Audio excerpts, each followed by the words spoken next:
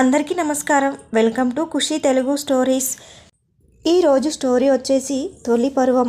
ఇన్నాళ్ళు శ్రీను బావ చాలా మంచోడు, మనోడు, నిన్ను బాగా చూసుకుంటాడు. బావ కన్నా నేను నీకు మంచివాడిని తీసుకురాలేనమ్మా అని చెప్పిన నువ్వే ఇప్పుడు బావను పెళ్లి చేసుకోవడం కుదరదు, నాకు నచ్చడం లేదు, నీకు వేరే సంబంధం చూస్తానని చెప్తున్న నిన్ను చూస్తుంటే నాకు కోపం వస్తుంది నాన్న అని నాన్న ముఖం మీదే అనేశాను చాలా కోపంగా. నీ స్వార్థం కోసం నా కలని కాలరాస్తావేంటి నాన్న? నా జీవితం వేరే వాళ్ళ చేతిలో పెడతానంటే నేను అస్సలు ఒప్పుకోను. ఈ జన్మకు శ్రీను బావే నా భర్త అని కరాఖండిగా చెప్పగానే నా చెంప చెల్లుమంది. దెబ్బకు నోట్లో నుండి రక్తం బయటకు వచ్చింది, గుండెల్లో కలుక్కుమంది. ఎన్నడూ లేనిది నాన్న నన్ను కొట్టాడన్న బాధ కన్నీళ్ళయ్యింది. నోర్ముయ్, నాకే ఎదురు చెప్తావా? పెద్దదానివైపోయావా? తల్లి లేని పిల్ల కదా అని ముద్దు చేస్తుంటే మొద్దులా తయారయ్యి ఎదురించి మాట్లాడతావా? నాలుక కోస్తా, వెళ్ళు లోపలికి అని గద్దించాడు నాన్న. నాకు ఊహ తెలిసినప్పటి నుండి నాన్న నా పైన చెయ్యి చేసుకున్న దాఖాలు లేవు. నాకు కష్టాలు తెలియకుండా చూసుకుంటూ నా కష్టాలు ఏవి కాదనలేదు. పెంపకంలో ప్రేమ, పంపకంలో అనురాగం రంగరించి మమకారం కురిపించి నా మనస్సుని ఏనాడు ఇబ్బంది పెట్టకుండా ఆంక్షలు లేకుండా చదివించి ఎదగనిచ్చాడు. అలాంటి నాన్న నిన్న మొన్నటిదాకా శ్రీను బావనే నీ మొగడన్నాడు.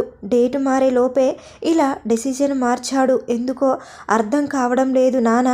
నిర్ణయమే ఫైనల్ అంటే నాకు ఇంకా మరణమే అని ఆమె మనసుని ఒంటరితనం ఆహ్వానించింది. బావ దక్కడా అన్న భయం, నాన్న కొట్టాడన్న బాధ, కోపం అన్నీ కలిపి ఆమె గుండెను నింపేశాయి. మది నిండుగా ఆలోచనలు అలజడులు చెలరేగుతున్నాయి. చిన్నతనం నుండే నీ మేనబావ సీనుగాడే నీ మొగుడు అని నా వయసుతో పాటు నాలో ఆశలను పెంచి పోషించింది అమ్మ. నాన్నలే. నేను ఇంటర్లో ఉండగా అనారోగ్యంతో అమ్మ చనిపోయింది. అమ్మ చివరి కోరిక కూడా నన్ను సీనుబావకు ఇచ్చి పెళ్లి చేయాలనే. కానీ ఇప్పుడు కథ అడ్డం తిరిగింది. సీనుబావ ఈ మధ్యనే మిలిటరీలో జాయిన్ అవ్వాలని వెళ్ళడం, సెలెక్ట్ అయ్యి జాయిన్ అవ్వడం, ట్రైనింగ్కి వెళ్ళడం, ట్రైనింగ్ పూర్తి చేసుకొని దేశ సరిహద్దుల్లోకి వెళ్ళిపోవడం చకాచకా జరిపోయాయి. ఇదే విషయమై నాన్నకు నాకు గత వారం రోజులుగా గొడవ జరుగుతూనే ఉంది. ఇవాళ పెరిగి పెద్దయింది. మరునాడు ఉదయం మా ఇంటికి అత్తయ్య వచ్చారు.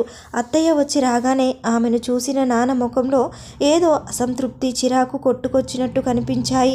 ఇప్పుడు ఇది ఎందుకు వచ్చిందా అన్నట్టుగా అత్తయ్యను అస్సలు పట్టించుకోలేదు. కానీ అత్తయ్య అవేమీ ఆలోచించకుండా మా కోసం వంట చేయడం మొదలుపెట్టింది.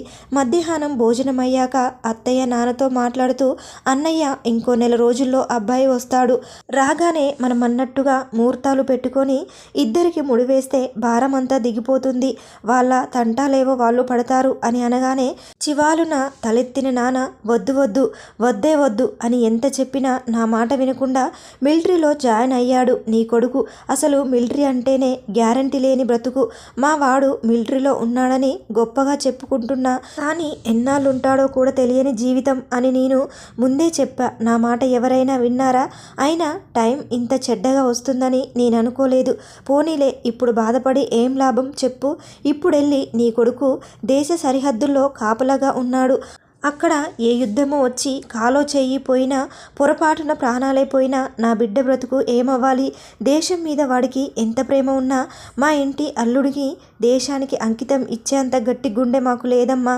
అయినా అవి గ్యారంటీ లేని జీవితాలు. చందనకు నేను బయటి సంబంధం చూస్తున్నా, ఇక నువ్వు నా కూతురు గురించి మర్చిపో అంటాడు. మాటలు విన్న అత్తయ్య హృదయం ముక్కలైంది. అన్నయ్య, నువ్వేనా ఇలా మాట్లాడుతుంది? నీ చిన్నతనంలో నువ్వు కూడా మిలిటరీలోనే వెళ్ళి పుట్టిన దేశం కోసం రుణం తీర్చుకోవాలా అని అనేవాడివి, గుర్తుందా నీకు? అలాంటి నువ్వేనా ఈరోజు ఇలా మాట్లాడుతున్నది? నీలో అప్పుడున్న దేశభక్తి ఇప్పుడు ఏమైంది? ఎటుపోయింది? ఆవిరైపోయిందా? అయినా నువ్విలా ఎలా మారిపోయినావు? ఓహో, నీ కూతురు జీవితమని నీకు స్వార్థం పుట్టుకొచ్చిందా? దేశానికి సేవ చేసే సిపాయి అంటే నీకు అంత చులకనగా ఉందా? దేశాన్ని, దేశంలోని మనల్ని కాపాడే సైనికులు బోలెడంత మంది కావాలి. అవసరమైతే వాళ్ళు వారి ప్రాణాలు త్యాగం చేసైనా కానీ మనల్ని క్షేమంగా ఉండేలా చేయాలి. కానీ వాళ్ళు మన ఇంటి వారై ఉండకూడదు. వారేవా, నీ తెలివితేటలకు జోహారులు.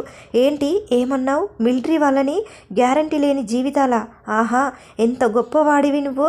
దేశాన్ని కాపాడుకుంటూ తమ ప్రాణాలు ఇవ్వడానికైనా సిద్ధంగా ఉండే సైనికుల జీవితాలు నీకు నమ్మకం లేని బ్రతుకులా కంటి కునుకు మరిచి అలుపు అలసట లేక కన్న వాళ్ళని కట్టుకున్న వాళ్ళని పుట్టిన పిల్లల్ని అందరినీ వదిలి దేశాన్ని కాపాడుకుంటూ వస్తున్న జవాన్లు నీకు ఇంత చులకన, నీకు శతకోటి దండాలురా అన్నయ్య అని దండం పెట్టి అత్తయ్య కన్నీళ్లు పెట్టుకుంటూ ఇంట్లో నుండి హడావిడిగా వెళ్ళిపోయింది. నేను పిలుస్తున్నా కానీ వినకుండా వెళ్ళింది. నాన్నను కోపంగా చూశాము, ఆయన కూడా అలాగే చూశాడు. అందుకే నేను నాన్నతో వాదానికి దిగాను. 2 రోజులుగా నేనుగా లేను. ఆకలి నిద్ర ఆవిరైపోయాయి. బావను తప్ప నేను వేరే ఎవ్వరిని నా భర్తగా ఊహించుకోలేను, భరించలేను. బావతో ఒక్కరోజైనా కలిసి బతికిన నా బ్రతుకు బంగారం. ఎందుకంటే నా బావ బంగారం. 3 రోజులు నా ఉపవాసం తర్వాత నా దగ్గరకు వచ్చిన నాన్నతో, నాన్న సీను బావ ఆలోచన ఆచరణ అన్నీ గొప్పవే. తల్లిదండ్రుల్ని, కుటుంబాన్ని, దేశాన్ని గొప్పగా ప్రేమించే ఏ మనిషి అయినా గొప్పవాడే. ఇది ఎవ్వరూ కాదనలేని సత్యం. అందుకు చరిత్రనే సాక్ష్యం. అంత గొప్ప ప్రేమికుడు తను కట్టుకున్న భార్యను ఇంకెంత గొప్పగా ప్రేమిస్తాడు, ఎంత గొప్పగా చూసుకుంటాడు. అయినా దేశ రక్షకు సరిహద్దుల్లో తొలిపొద్దులా ఉంటున్న సైనికుడు కూడా ఒంటికి బిడ్డలే కదా నాన్న. వాళ్ళ తల్లిదండ్రులు కూడా నీలా ఆలోచించి అడ్డుకుంటే పరిస్థితి ఏంటి చెప్పు? ఒక్కసారి మనసు పెట్టి ఆలోచించు అని చెప్తున్నా నన్ను ఆశ్చర్యంగా చూస్తున్నాడు నాన్న. అలా కాసేపు చూసి నన్ను దగ్గరకు తీసుకొని, అది కాదమ్మా, నాకు సీనుగాడి మీద కోపం కాదు, వాడి ప్రేమ పైన అనుమానం కాదమ్మా. మన దేశ సరిహద్దుల్లో పాలన చోట మనకు పాకిస్తాన్కు యుద్ధం, ఇంతమంది మన దేశ జవాన్లు మృతి అని రోజు టీవీల్లో పేపర్లో న్యూస్ వింటూనే ఉన్నాం. మరి ఈ మధ్య ఎక్కువసార్లు ఎంతో బాధించిన ఎందరో జవాన్లు మృతి వార్తలు గుండెను ముక్కలు చేశాయి. ఒకచోట గర్భిణిగా ఉన్న జవాను భార్య భర్తను పోగొట్టుకుంది.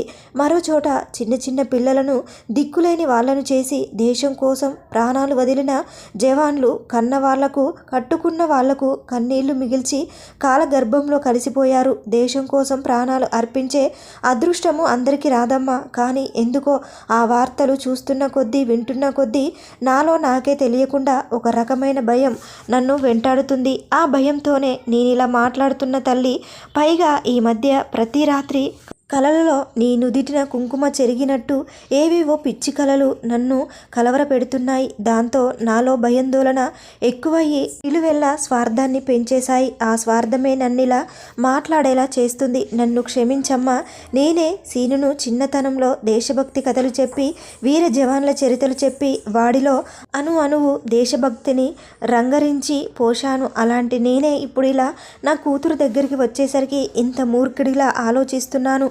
నన్ను క్షమించమ్మా అని కంటనీరు పెట్టుకుంటూ నన్ను తన గుండెలపైకి తీసుకున్నాడు. చిన్నపిల్లాడిలా నాన్న కంటతడి పెట్టుకుంటుంటే నా హృదయం ద్రవించి నా కన్నులు వర్షించాయి. నేను వెంటనే తేరుకొని నాన్న తన కంటనీరు తుడుచుకుంటూ, అమ్మ మీ అత్తకి ఫోన్ చేయి, బ్రతికి 10 రోజులైనా 10 మందికి ఉపయోగపడేలా బ్రతకాలి, తనలో నాలికలా ఉండాలి, కానీ తలదించుకునే మార్గంలో వెళ్ళొద్దు. ఎప్పుడైతే మనం భయపడుతూ బతకడం మొదలు పెడతామో అప్పుడే మనం చచ్చినట్టు లెక్క. మంచి చేసినోడికి భగవంతుడు ఎప్పుడు మంచే చేస్తాడు. ఎందుకంటేనే నిత్యం ఘర్షణ. ఇక నాలో ఎలాంటి భయాలు లేవమ్మా. బాధ్యతే ఉంది. అదే నీకు సీను బావకు పెళ్లి చేయడం అని కాన్ఫిడెంట్గా చెప్పాడు నాన్న. అంతే. నా ఫోన్ నుండి క్షణంలో అత్తయ్యకు కాలు వెళ్ళింది. ఆగమేఘాల మీద అత్తయ్య వచ్చింది. నాన్న అత్తయ్య ఒకరికొకరు క్షమాపణలు చెప్పుకొని నవ్వుకుంటూ మాటల్లో పడిపోయారు. ముహూర్తాలు ఎప్పుడెప్పుడు ఉన్నాయని నా పెదాలలో చిరునవ్వు తొనికీసలాడింది. టీవీ ఆన్ చేశా. జెమినీ మ్యూజిక్లో పుణ్యభూమి నా దేశం నమో నమామి, ధన్యభూమి నా దేశం సదా స్మరామి పాట వస్తుంది. చూస్తున్న నా గుండె గర్వంగా ఉప్పొంగింది. మదిలో దేశసేవకు సైనికుడై కదిలి వెళ్ళిన మెదిలాడు. ఇంతకన్నా గర్వపడే క్షణం ఇంకా ఏముంటుంది ఎవరికైనా? అందుకే గర్వంగా చెప్తున్నా, నేను గర్వపడుతున్నా అని. చూశారు కదండి, ఈ స్టోరీ అందరికీ నచ్చుతుంది అనుకుంటున్నా.